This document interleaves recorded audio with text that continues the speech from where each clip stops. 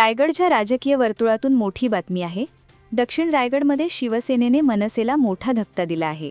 जिल्हा पातळीवर काम करणाऱ्या 8 प्रमुख नेत्यांसह शेकडो मनसे कार्यकर्त्यांनी आज शिवसेनेत प्रवेश केला।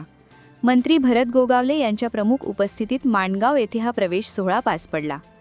प्रवेश करणाऱ्यांमध्ये मनसे माजी रायगड संपर्क अध्यक्ष दिलीप सांगळे, विद्यार्थी सेना रायगड जिल्हा अध्यक्ष प्रतीक रहाटे, तळा तालुका अध्यक्ष बाबू फुलारे, माथाडी अध्यक्ष राजा तेंबे या प्रमुख पदाधिकाऱ्यांचा समावेश आहे। यावेळी शिवसेनेचे अनेक पदाधिकारी उपस्थित होते।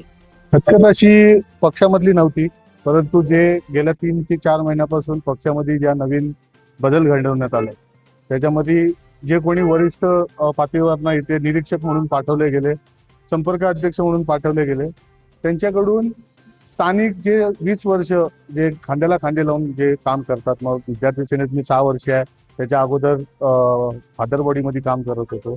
आमच्यासोबत सगळे जे संगनमत असणारी जी काही टीम होती, आजपर्यंत जी काही मेहनत करणारी होती, त्यांना सगळ्यांना टाळून मुंबईतून जिल्हाध्यक्ष दिला जातो, मुंबईतले कार्यकर्ते इथे तालुका अध्यक्ष म्हणून दिले जातात, मग इथे स्थानिक लेवलला कोण काय काम करणार या गोष्टी।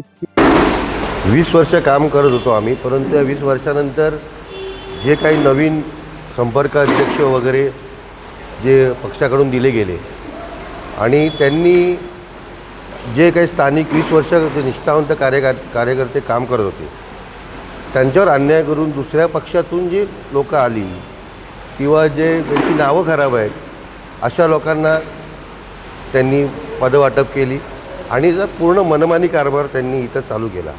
त्यामुळे हा कार्यकर्त्यांचा निर्णय आहे, त्यांच्या वतीने हा मी घेतला आहे।